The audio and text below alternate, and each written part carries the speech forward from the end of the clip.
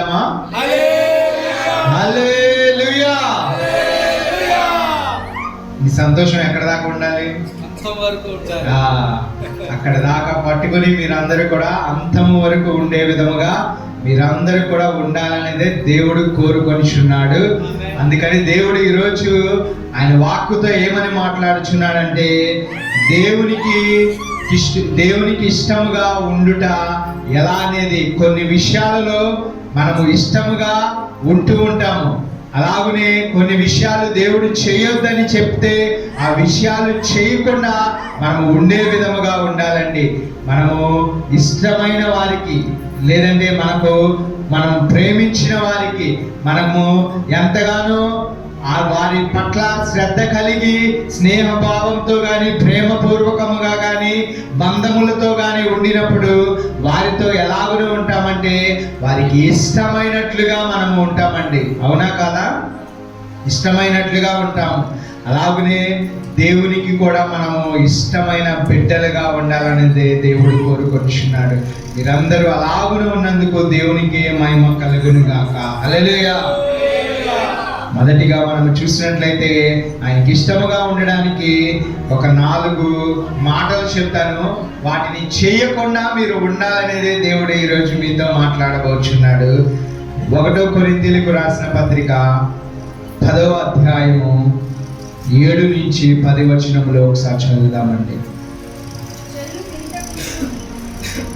జనులు తినుటకును త్రాగుటకును కూర్చుండి ఆడుటకు లేచిరి అని రాయబడినట్లు వారిలో కొందరి వలె మీరు విగ్రహారాధికులై ఉండకుడి. మొదటి మాట ఏమిటంటే విగ్రహారాధికులై ఉండకుడి అని దేవుడు చెబుచున్నాడు. చదవండి. మరియు వారి వలె మనము వ్యభిచరింపక యుందుము. రెండో మాట వ్యభిచరింపక యుందుము. చదవండి. వారిలో కొందరు వ్యభిచరించినందున ఒక్క దినమునే 23,000 మంది కూలిరి. ఎంతమంది కూలిపోయారండి?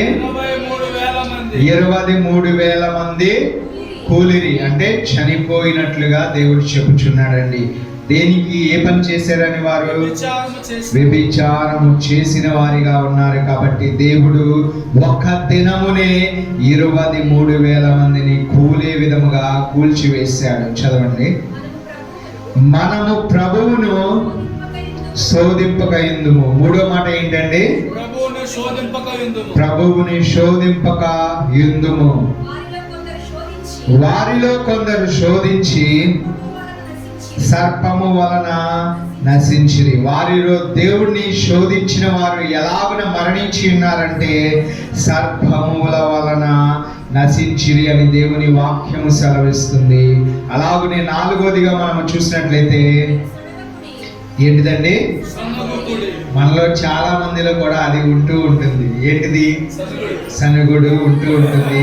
ఆ సనుగుడు వద్దని 4వదిగా దేవుడు ఈరోజు మాట్లాడబోచున్నాడు. వారిలో కొందరు సనిగి సంహారకుని చేత నశించిరి. దేవునికి మహిమ కలుగును గాక. హల్లెలూయా. ఇప్పుడు 4 చెప్పాం. ఏమిటండి? ఒకటోటి చెప్తారా? రెండోది, మూడోది, 4వది. ఇవేమన్నా మనలో ఉన్నాయా? ఉంటే యేసు నామములో కొట్టివేయబడును గాక. హల్లెలూయా. మనందరం కూడా ఈరోజు ఈ మాటల ద్వారానే దేవుడు మాట్లాడబోచున్నాడండి. మొదటి మాటగా మనం చూసినట్లయితే విగ్రహారాధన చేయకూడదు. విగ్రహారాధన అంటే బొమ్మని కానీ, లేదంటే చేసిన విగ్రహమును కానీ, లేదంటే మనము ఏదైనా ఫోటోలు కానీ ఏదైనా కూడా వాటిని విగ్రహారాధనే అంటారు. అలాగునే మన హృదయంలో కూడా దేవుని కన్నా ఎక్కువగా ఏదైతే ఉంటుందో, ఏదైనా దేవుని కన్నా ఏదైనా ఎక్కువగా మన హృదయంలో ఉంటుందో అది కూడా విగ్రహారాధన, వ్యభిచారముగా దేవుడు చెప్పుచున్నాడండి. మన హృదయంలో దేవుని కన్నా ఎక్కువగా ఏదైతే ఉంటుందో, ఏదైనా దేవుని కన్నా ఎక్కువగా మన హృదయంలో ఉంటుందో అది కూడా విగ్రహారాధన, వ్యభిచారముగా దేవుడు చెప్పుచున్నాడండి. మన హృదయంలో దేవుని కన్నా ఎక్కువగా ఏదైతే ఉంటుందో అది కూడా విగ్రహారాధన, వ్యభిచారముగా దేవుడు చెప్పుచున్నాడండి. మన భార్య అయినా, మన పిల్లలైనా, మన ఏదైనాను కూడా దేవుడు నాకు ఇచ్చాడనే కృతజ్ఞత కలిగి ముందుగా దేవునికి కృతజ్ఞత తెలిపి తర్వాత వారిని ప్రేమించే విధముగా ఉన్నట్లయితే దేవుడు ఎంతగానో సంతోషిస్తాడు, ఎంతగానో ఆనందిస్తాడు. దేవునికి మహిమ కలుగును గాక. హల్లెలూయా. మనలో ఎవ్వరమైనా సరే మొదటిగా మనము ఉండవలసినది ఏమిటంటే దేవుని కన్నా ఎక్కువగా దేని మీద కూడా ఆశను కానీ, కోరికను కానీ, మనసు కానీ, ప్రేమ కానీ, స్నేహము కానీ ఏది కూడా ఉండకూడదని దేవుడు స్పష్టముగా ఈరోజు చెప్తున్నాడండి. అలాగున ఉండినట్లయితే మనందరము సరి చేసుకునే వారిగా ఉండాలండి. మొదటి మాటగా దేవుడు ఏమి చెప్తున్నాడు? విగ్రహారాధన చేయకూడదని చెప్పుచున్నాడు. అలాగనే 10వ అధ్యాయంలోనే 14వ వచనం చూసినట్లయితే, కాబట్టి నా ప్రియులారా విగ్రహారాధనకు దూరముగా పారిపోండి.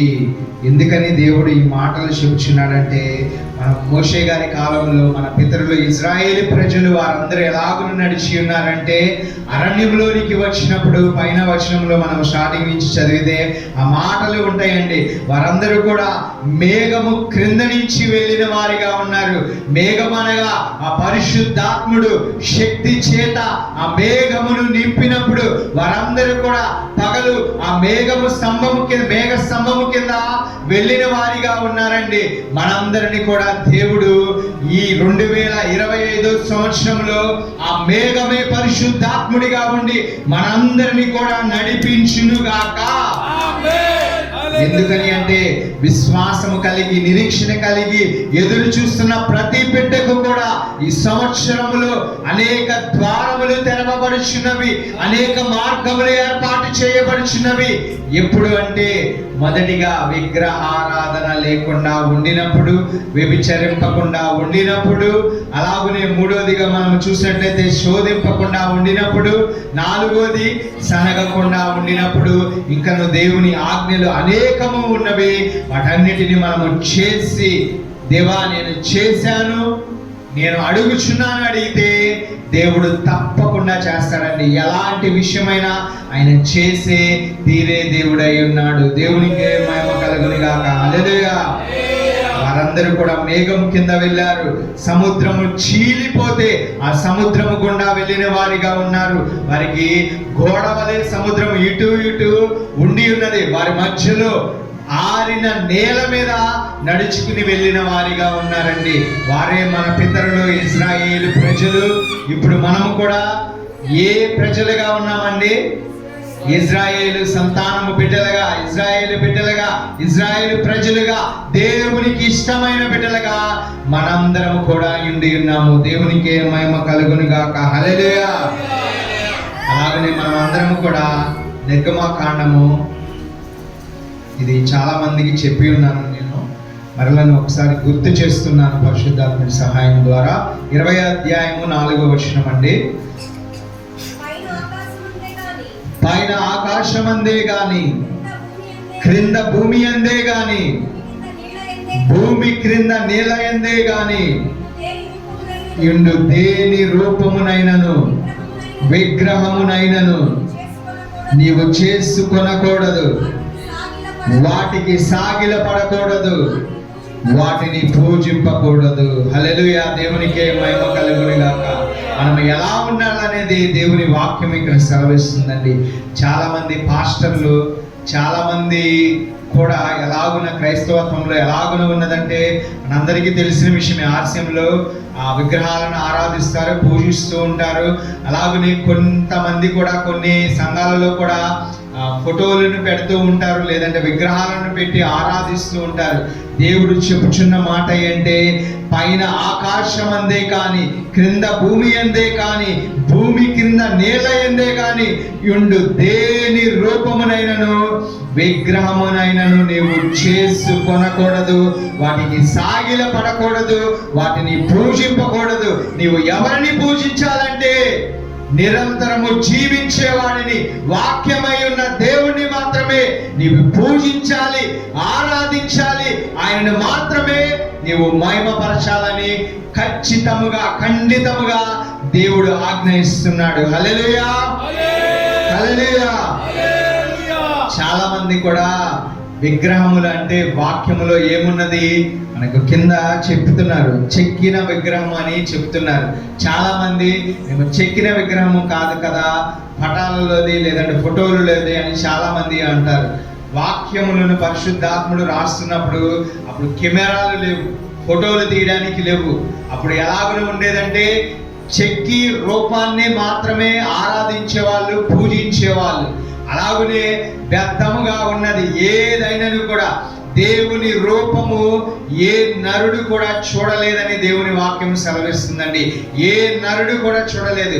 పరిశుద్ధాత్మ సహాయము చేత ఆయన వెలుగును, ఆయన రూపమును చూసిన బిడ్డలు అనేక మంది ఉన్నారు, కానీ ఆయన రూపమును చూసిన వారు, ఆయన స్పష్టంగా చూసిన వారు పరిశుద్ధాత్మ సహాయము ద్వారా చూస్తేనే తప్ప మరి ఒకరు లేరు.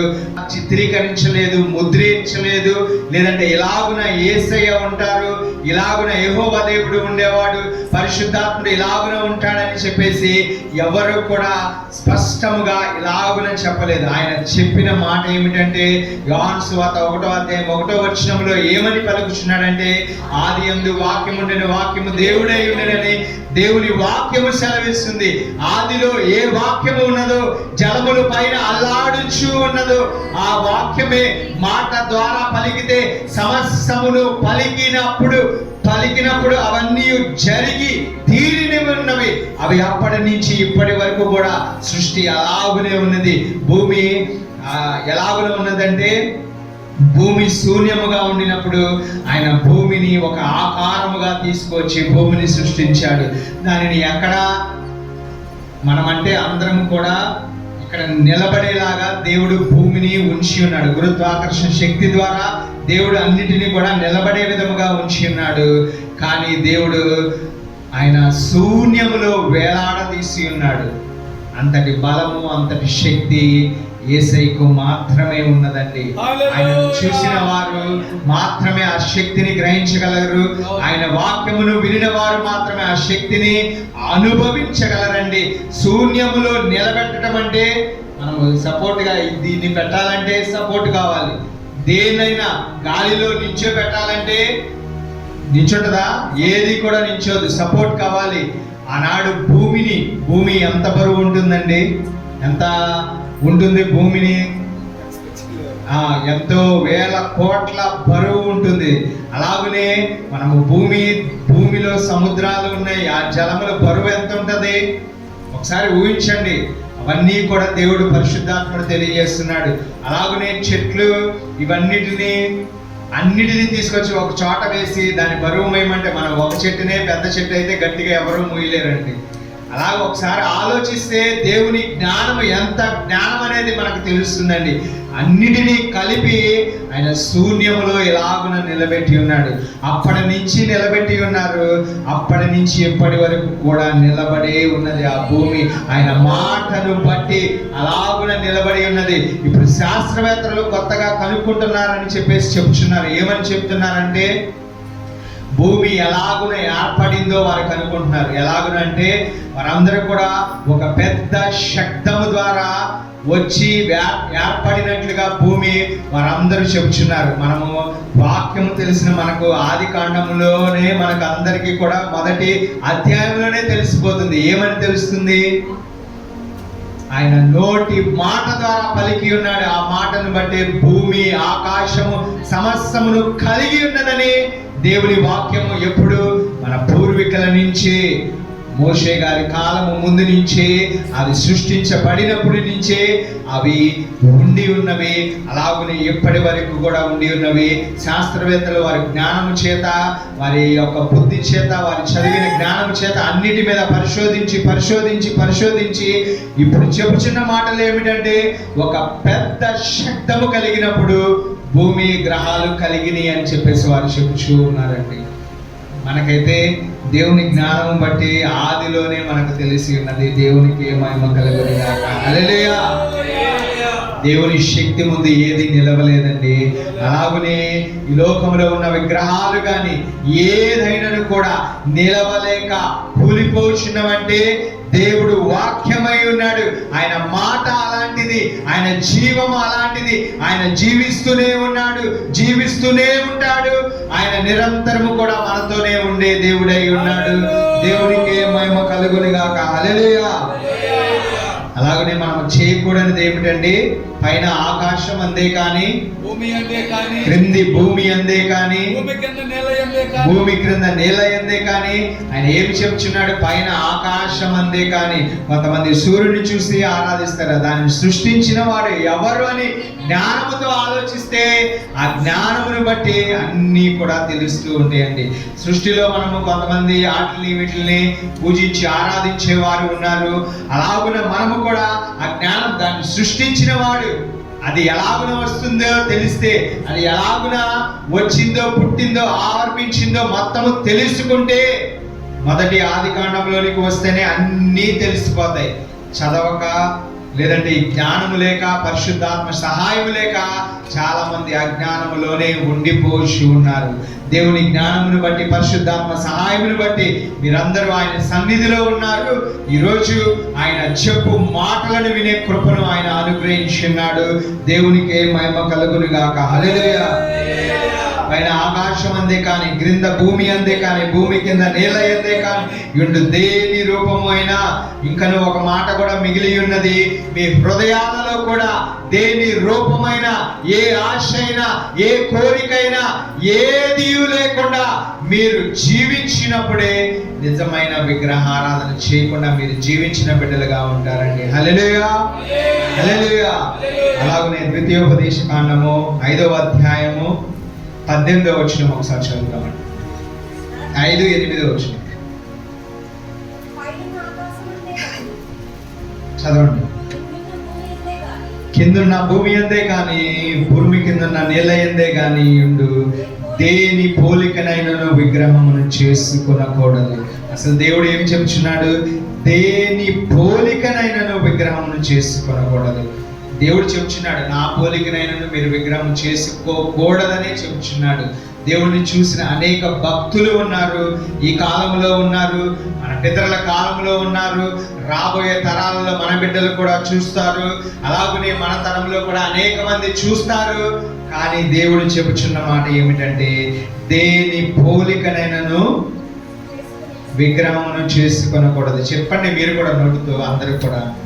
దేని పోలికనైనను విగ్రహమును చేసుకొనకూడదని దేవుడు చెబుచున్నాడు. ఈ మాటను మీరు నమ్మినట్లయితే, ఆ విగ్రహములు ఉండినట్లయితే మీరు తీసివేయవలసిందిగా దేవుడు ఆజ్ఞాపిస్తున్నాడు. ఎందుకని అంటే, మనము ఫొటోస్ కానీ ఇవన్నీ కూడా మన చనిపోయిన వారి కానీ అలాగునే పెట్టుకుంటూ ఉంటాము. కానీ మన యేసయ్య చనిపోయి ఉన్నాడా? లెగిసి జీవించేవాడిగా ఉన్నాడు. జీవిత కాలము మనము జీవించినంత కాలము కాదు, ఈ భూమి సృష్టి సమస్తము జీవించినంత కాలము, ఆయన కాల పరిమిత వరకు కూడా ఆయన జీవిస్తూనే ఉన్నవాడండి. హల్లెలూయా. అందుకని మనం ఏ విగ్రహమును పెట్టుకోకూడదు.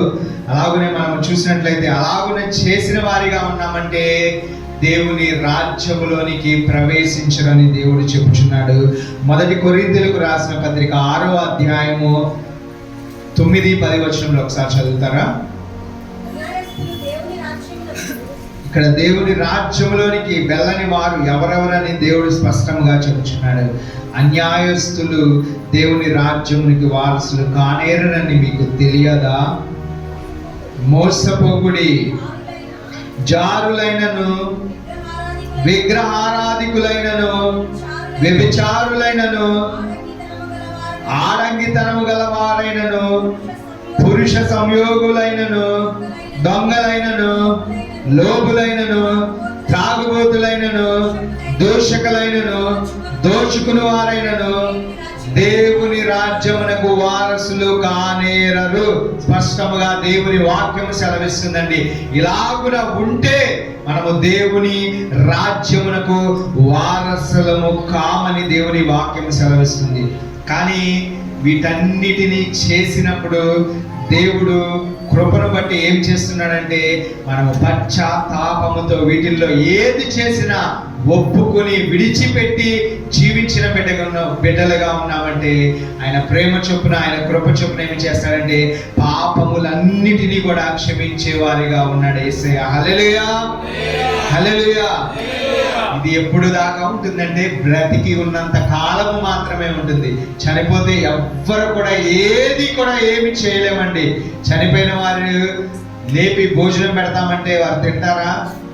నాకు మంచి ఇష్టమైన భోజనం తీసుకొచ్చాను, లేదంటే నీకే ఇష్టమైన భోజనం వండి తీసుకొచ్చానని ఒక చనిపోయిన ఒక క్షణము తర్వాత మనం వెళ్ళిన సెకండ్ తర్వాత వెళ్ళినా వారు అలాగనే ఉండిపోతూ ఉంటారు. ఏ స్పర్శ ఉండదు, ఏది ఉండదు. అందుకనే దేవుడు చెప్పుచున్న మాట ఏమిటంటే మనము బ్రతకవలసినది దేవుని వారసులుగా మారడానికి, దేవుని రాజ్యములోనికి వెళ్ళడానికి. ఏదైతే ఇంకను దేవుని విషయంలో పొరపాటు చేస్తున్నామో, దేవునికి ఇష్టలుగా ఉండలేకపోతున్నామో, మనందరము దేవునికి ఇష్టమైన వాటిని చేసి దేవునికి ఇష్టలుగా మనము బ్రతుకుదాం. హల్లెలూయా. అలాగనే ఇంకా కొన్ని మాటలు ఎఫెసీయులకు రాసిన పత్రిక 5వ అధ్యాయము 5వ వచనం ఒకసారి చదువుతామండి.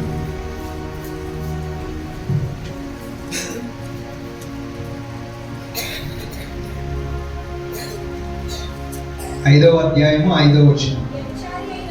వ్యభిచారి అయినను, అపవిత్రుడైనను,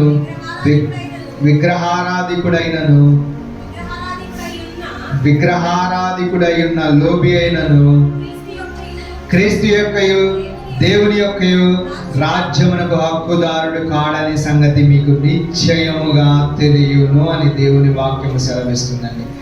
పాపాలు ఇవి చేయడం తప్పు కాదు, కానీ ఆ తప్పు చేసినప్పుడు ఒప్పుకొని విడిచిపెట్టి పశ్చాత్తాపంతో విడిచిపెట్టినట్లయితే మరలను వాటి జోలికి వెళ్లకుండా నీవు జీవిస్తే దేవుడు కృప నీకు అనుగ్రహిస్తాడండి.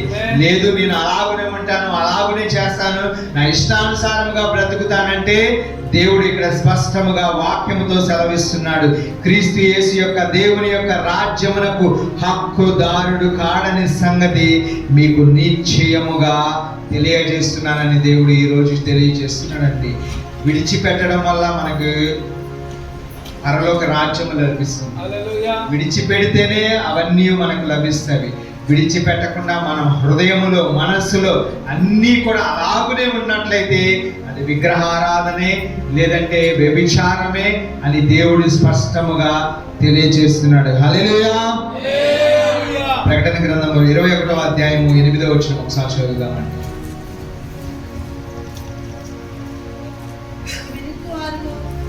పిరికివారును, అవిశ్వాసులను, అసహ్యులను, నరహంతకులను, వ్యభిచారులను, మాంత్రికులను, విగ్రహారాధికులను, అబద్ధికులందరూ అగ్ని గంధకములతో మండు గుండములో పాలు పొందుదురు.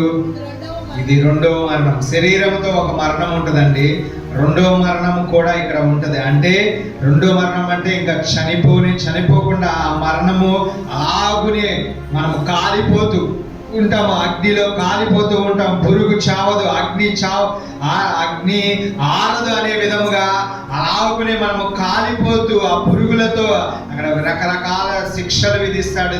అక్కడ సాతానికి అప్పచెప్పిన పనిని వాడు చేస్తూ ఉంటాడు. ఎలాగున అంటే మనము ఊహించలేని విధముగా, మనము అసలు ఆలోచనకే రాని విధముగా ఆ నరకములో శిక్షలు ఉంటాయండి. అలాగున మనము వెళ్ళకూడదనే దేవుడు ఈ మాటలన్నీ మనకు వినిపిస్తున్నాడండి.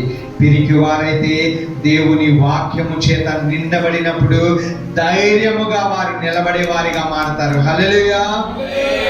అవిశ్వాసులైతే విశ్వాసపు లోతులు చూచు విధముగా ఆయన వాక్యమును పట్టుకున్నప్పుడే విశ్వాసపు లోతులను చూస్తారు. హల్లెలూయా. అసహ్యులుగా మనము ఉండకూడదు, ఎవరిని అసహించకూడదు, దేనిని ఉండకూడదని దేవుని వాక్యము సెలవిస్తుందండి. కొన్నిసార్లు కొంతమందిని చూస్తే అసహ్యంగా మనము ప్రవర్తిస్తూ ఉంటాము. కొంతమందిని చూస్తుంటే వీరేంటి ఎలాగునే ఉన్నారు, వీరి పరిస్థితి ఏంటి ఎలాగునే ఉన్నదని అసహించుకునే విధముగా మన మనస్సు ఉంటుందండి. అది కూడా తప్పే అని దేవుని వాక్యము సెలవిస్తుందండి. అలాగున ఉండకూడదంటే నీలో వాక్యము ఫలించినప్పుడే నువ్వు అలాగున ఉండవని దేవుని వాక్యము సెలవిస్తుంది. నరహంతకులను, వ్యభిచారకులను, మాంత్రికులను, విగ్రహారాధికులను, అబద్ధికులందరూ కూడా ఇలాగున ఉండకూడదని దేవుని వాక్యము సెలవిస్తుందండి. అలాగనే ఇంకా నువ్వు చెప్పుకోవాలంటే 22వ అధ్యాయం 15వ వచనంలో కూడా కొన్ని మాటలు ఉంటవి. అవి తర్వాత ఇంటికి వెళ్ళాక చదువుకోండి. మనం చూసినట్లయితే మొదటి మాట ఏంటంటే విగ్రహారాధన, యేసు నామములో ఆ విగ్రహారాధన కొట్టివేయబడును గాక. రెండవ మాట ఏంటండి వ్యభిచరింపరాదు. మనకు దేవుడు 10 ఆజ్ఞలు ఇచ్చాడు కదా, అందరికి తెలుసండి. 10 కమాండ్మెంట్స్ తెలుసు కదా, 10 తెలుసుగా మీకు. ఈ విచారం అనేది ఎన్నోదండి?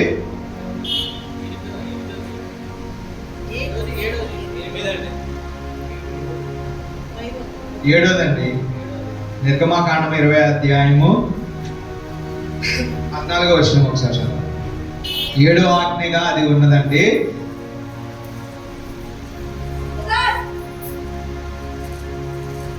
వ్యభిచరింపకూడదు.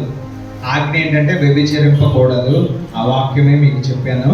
మీరందరూ కూడా అట్టి స్థితిలో కానీ ఆలోచనలు కానీ ఉన్నట్లయితే మనందరి యేసు నామములో కొట్టివేయబడునుగాక. వ్యభిచరించడం అంటే శరీరముతో మాత్రమే కాదు కానీ దేవుడు చెప్పుచున్నాడు మత్తయి సువార్త 5వ అధ్యాయం 28వ వచనంలో,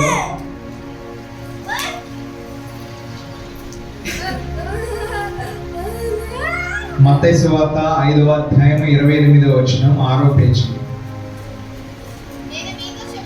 నేను మీతో చెప్పునదేమనగా ఒక స్త్రీని మోహపు చూపుతో చూచి ప్రతివాడు అప్పుడే తన హృదయమందు ఆమెతో వ్యభిచారము చేసిన వాడగును అని దేవుని వాక్యము సెలవిస్తుందండి. హల్లెలూయా. మనందరము కూడా ఆ మోహపు చూపులతో పురుషుణ్ణి, పురుషుడు స్త్రీని చూడకూడదని దేవుని వాక్యము సెలవిస్తుంది. అలాగున మనము చేసినట్లయితే మన హృదయములో అప్పుడే వ్యభిచారము చేసిన వారిగా ఉంటామనేది దేవుని వాక్యము సెలవిస్తుందండి. యవ్వన బిడ్డలైతే మరీ జాగ్రత్తగా ఉండాలనేది దేవుడి వాక్యము సెలవిస్తుంది. ప్రతి బిడ్డ కూడా అలాగునే ఉండాలని దేవుని వాక్యము సెలవిస్తుంది. హల్లెలూయా, హల్లెలూయా. జస్ట్ చూసి బాగుంది అని చూసి మనసులోనికి వేరొక ఆలోచనలు వచ్చేసినట్లయితే అప్పుడే శరీరముతో కలిసి చేయడమే కాదు కానీ హృదయంలో అప్పుడే పాపము చేసిన వారిగా, పాపులుగా మనము మారిపోతామని దేవుని వాక్యము సెలవిస్తుంది. అలాగను ఉంటే యేసు నామములో కొట్టివేయబడునుగాక. హల్లెలూయా, హల్లెలూయా. అలాగనే ఇక్కడ అనేక మాటలు దేవుడు తెలియజేస్తుంది. సంఖ్యాకాండము 25వ అధ్యాయము మొదటి 9వ వచనంలో ఒకసారి చదివేసి, వారందరూ కూడా అక్కడికి దిగి ఉన్నప్పుడు, అరణ్యంలో చుట్టూ వెళ్ళిచినప్పుడు, అక్కడ ఒక ప్రాంతంలో దిగి ఉన్నప్పుడు వ్యభిచారము చేయసాగిరి.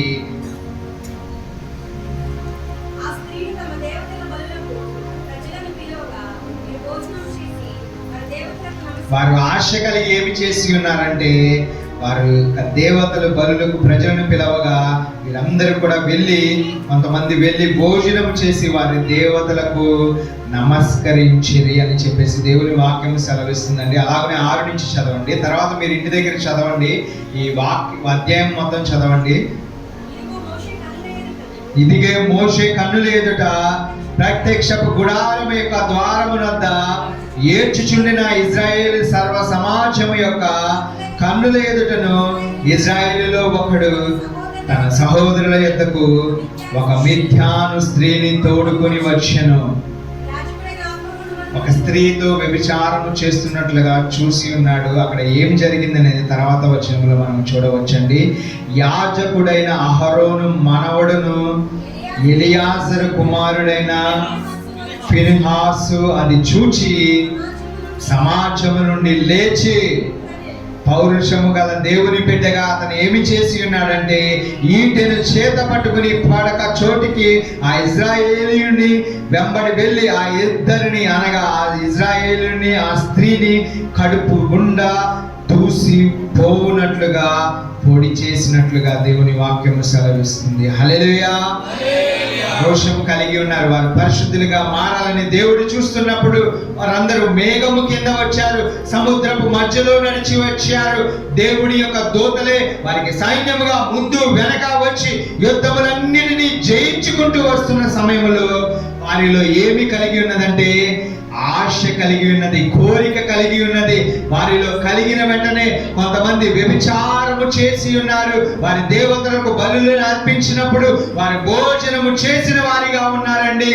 యాజకుడు కుమారుడి మనవడిగా ఉన్న ఆ యొక్క హాసు అది చూచి సమాజము నుంచి ఒక ఈటెను తీసుకువెళ్ళి వారిద్దరి కడుపు పొట్టలో నుండి పొడిచినప్పుడు ఆ లోపల నుంచి బయటకు వచ్చే విధముగా ఆయన పొడి చేసి అక్కడికక్కడికి చనిపోయే విధముగా చేసి ఉన్నాడండి. వ్యభిచారము దేవుని దృష్టిలో అంత అసహ్యముగా ఉన్నది అనేది దేవుని సెలవిస్తున్నాడండి.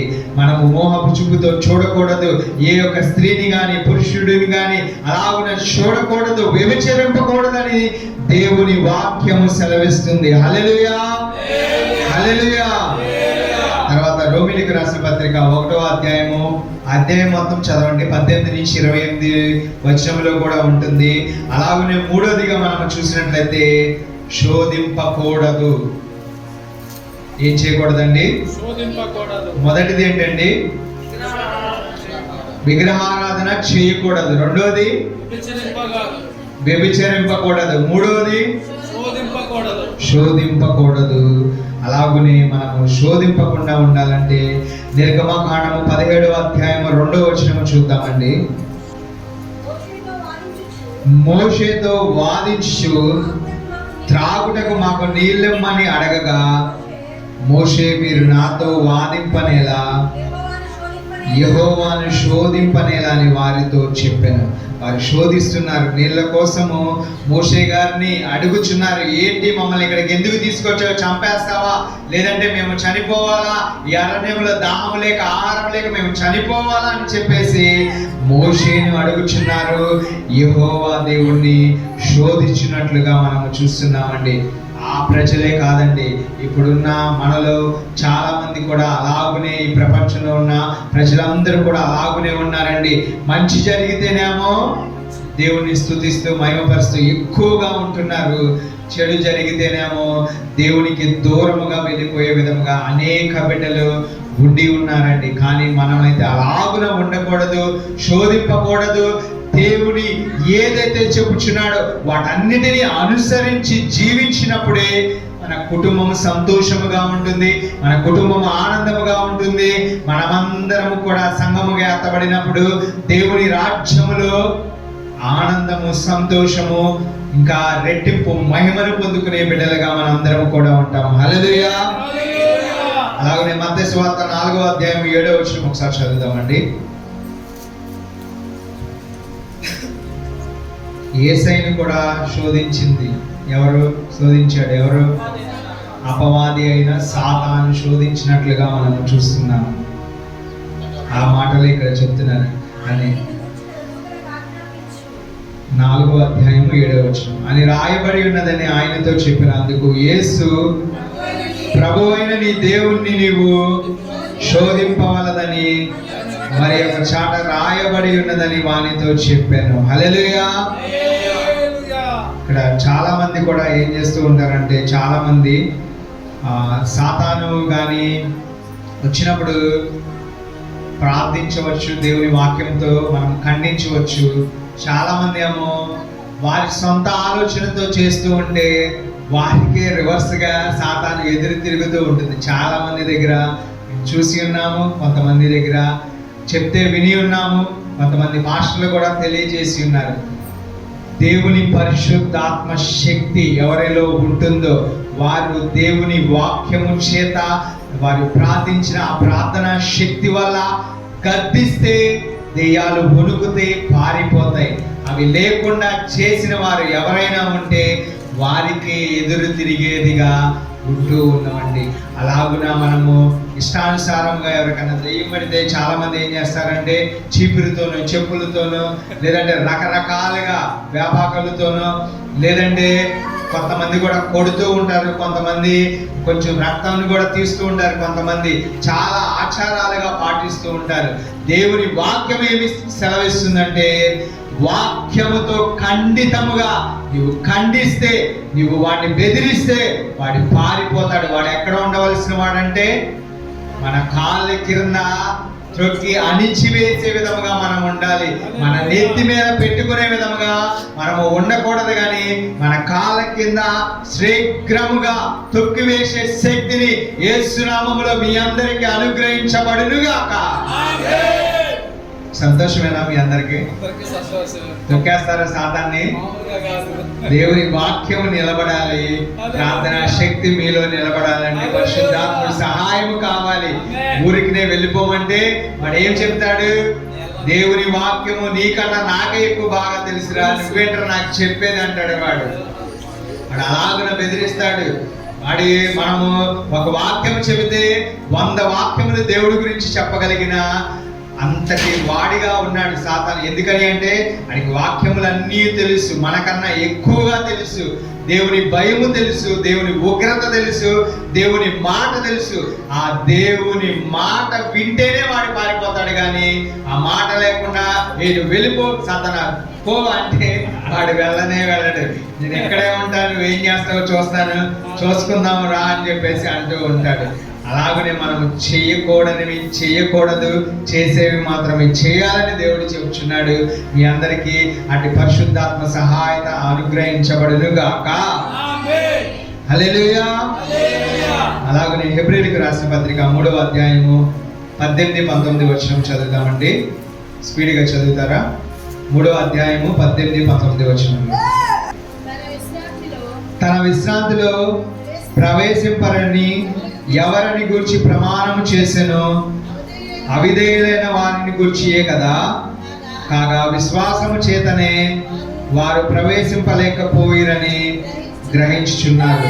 మనందరం కూడా విశ్వాసముతో ఏది పలికితే అది జరిగే విధముగా దేవుడు మనం ఉంచి ఉన్నాడు. ఆ విశ్వాసం కోల్పోతే ఏది కూడా చేయలేడు. క్రైస్తవుల బిడ్డగా ఏది కూడా ఎవరు కూడా చేయలేరని దేవుని వాక్యం సెలవిస్తుంది. చివరగా మనము చేయకూడనిది ఏంటంటే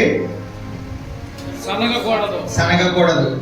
ఈ 3 కూడా విగ్రహారాధన చేయకూడదు, వ్యభిచరింపకూడదు, శోధింపకూడదు. మనం అసలు కొంతమంది కూడా దేవుడి పేరట శోధిస్తూనే ఉంటారు. ఎందుకు మాకు జరగలేదు, ఎందుకు మాకు అవ్వట్లేదు, ఎందుకు ఎందుకు ఎందుకు ఎందుకు అని ప్రశ్న వేస్తారు.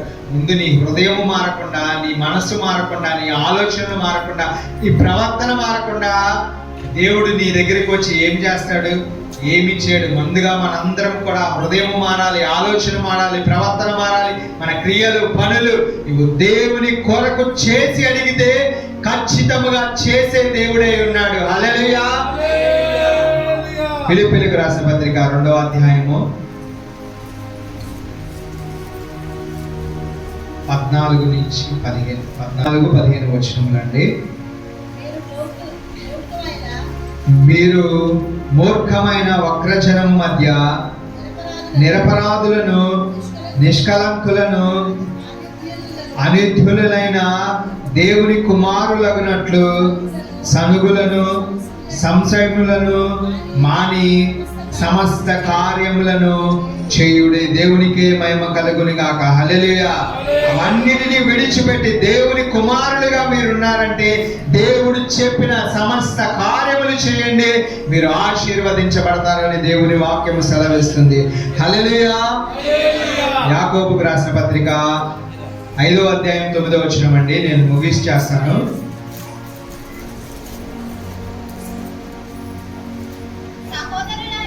సహోదరులారా, మీరు తీర్పు పొందకుండా నిమిత్తము ఒకని మీద ఒకరు సనగకుడి. ఇదిగో న్యాయాధిపతి వాకిట నిలిచి ఉన్నాడు. దేవునికి మహిమ కలుగును గాక. మీరు సనిగితే న్యాయాధిపతి మీ ఎదురుగానే నిలిచి ఉన్నాడు. యేసయ్య కూడా ఎందుకు వచ్చాడండి ఈ లోకానికి? రక్షించడానికి వచ్చాడు. యేసయ్య ఎందుకు పుట్టాడు? మన కొరకు రక్షించడానికి. క్రిస్మస్ చేసుకున్నాము, అందరం కూడా వాక్యం విన్నాము. యేసయ్య ఎందుకు పుట్టాడు? ఈ లోకాన్ని రక్షించడానికి పుట్టాడు. ఆయన తీర్పు తీర్చడానికి వచ్చాడా? రాలేదు. ఏ మనిషిని కూడా తీర్పు తీర్చకండి దేవుడు చెప్పుచున్నాడు. యేసయ్య ఈ లోకానికి వచ్చి నేను తీర్పు తీర్చడానికి రాలేదు కానీ అందరినీ రక్షించడానికి, సరిచేయడానికి, పరిశుద్ధులుగా మార్చడానికి మాత్రమే వచ్చానని దేవుని వాక్యము సెలవిస్తుంది. తీర్పు తీరుస్తున్నారంటే ఒక వేలు మన వైపు చూపిస్తుందంటే 4 వేలు మన వైపు చూస్తుంది. ముందుగా మనము మారవలసి ఉన్నవి మార్చుకోవాలి. ఆ తీర్పు మనము తీర్చకూడదు కానీ మన దేవాతి దేవుడు న్యాయాధిపతి మన ముందు నిలిచిని ఉంటాడు. మనము సనగకూడదు, అలగకూడదు. మనకు ఈ లోకంలో చాలా విచిత్రమైన పనులు మనం చేస్తుంటాం. అలాంటివి ఏమి చేయకుండా దేవుణ్ణి అడిగితే ఖచ్చితంగా ఆయన వాక్యం చేత నిలబడితే నీకు అన్ని జరిగే తీరుతాయి యేసు నామములో. హల్లెలూయా. ఆ మాట కూడా చెప్పి నేను యోహాను సువార్త 12వ అధ్యాయము 47వ వచనం ఒకసారి చదవండి. ఎవడైనను నా మాటలు వినియు వాటిని గైకొను నేను అతని తీర్పు తీర్చును. నేను లోకమునకు తీర్పు తీర్చుటకు రాలేదు గాని లోకమును రక్షించుటకే వచ్చితిని. హల్లెలూయా, హల్లెలూయా. ఎవడైనను నా మాటలు విని వాటిని గైకొనకుండిన ఎడల నేను అతనిని తీర్పు తీర్చును. దేవుడు కూడా తీర్పు ఎప్పుడు తీరుస్తాడంటే నీవు చనిపోయి ఆత్మ ఆయన దగ్గరికి వెళ్ళినప్పుడు తీర్పు తీరుస్తాడు తప్ప ఈ లోకములో ఉన్నప్పుడు నువ్వు పరిశుద్ధుడిగా మారాలి మారాలి మారాలి మారాలని ఆయన ఎదురు చూస్తూ ఉంటాడు. చనిపోయిన తర్వాత ఎలాగో ఆయన దగ్గరికి వెళ్ళి తీర్పు తీర్చవలసిందే, మనము తీర్పు తీర్చుకోవాల్సిందే. నీవు పరిశుద్ధుడిగా ఉన్నట్లయితే, నువ్వు నీతి క్రియలు చేసిన బిడ్డగా ఉన్నట్లయితే, నువ్వు యథార్థవంతుడిగా జీవించినట్లయితే పరలోకము నీకు ద్వారము తెరిచి ఆహ్వానిస్తూ ఉంటుంది. లేదు నీవు పాపుడిగా, లేదంటే వ్యక్తుడిగా, లేదంటే నీవు వ్యభిచారిగా, విగ్రహారాధుడిగా, సనిగేవాడిగా, లేదంటే శోధింపేవాడిగా ఉన్నట్లయితే నీ కొరకు కూడా ఒక ద్వారము తెరవబడుతుంది. అదే నరకము. అది మహాఘోరమైనది. దానిని మన సంఘం అంతా కూడా దానిని మూసివేయబడును గాక. మనకు పరలోక రాజ్యపు ద్వారములు మాత్రమే తెరవబడును గాక మన బిడ్డలందరికీ. చివరిగా చూసినట్లయితే ఇవన్నీ చేస్తే దేవుడు ఊరుకునే వదిలేయడంటే మిమ్మల్ని ఆశీర్వదిస్తాడు కదా. నిర్గమకాండము 20వ అధ్యాయము 5-6 వచనం స్పీడ్గా ఎవరైనా చదవండి. 61వ పేజీ 5-6 వచనములు కాదండి. నిర్గమకాండము 20వ అధ్యాయము 5వ వచనము 6వ వచనం. ఏలైనా కానీ దేవుడైన యెహోవాకు నేను రోషము గల దేవుడను, నన్ను ద్వేషించి వారి విషయములో 3-4 తరముల వరకు తండ్రుల దోషమును కుమారుల మీదకు రప్పించును. నన్ను ప్రేమించిన ఆజ్ఞలను గైకొని వారిని 1000 తరముల వరకు కరుణించిన వాడినై ఉన్నాను. హల్లెలూయా.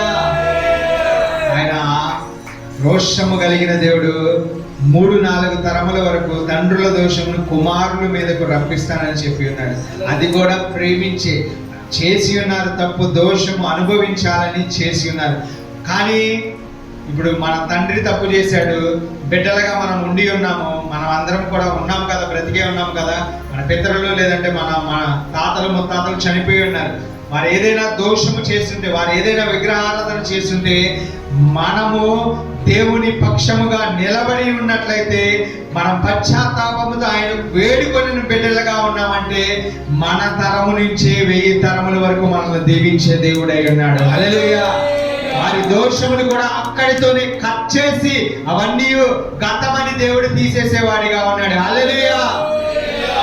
మనందరం కూడా అలాగనే ఉండాలని దేవుడు ఆశపడుచున్నాడు. ఆయన ఆజ్ఞలు గైకొని ప్రేమించి 1000 తరముల వరకు కరుణించే దేవుడిగా ఉన్నాడండి. మన బిడ్డలందరినీ 1000 తరముల వరకు కరుణించే యేసయ్య కరుణించబడును గాక. మనందరినీ కూడా అట్టి ప్రేమతో కృపతో యేసయ్య నింపును గాక. ఆయన ఆజ్ఞలు పాటిస్తారా? హల్లెలూయా. ఇచ్చిన వాక్యం దేవుడు దీవించును గాక.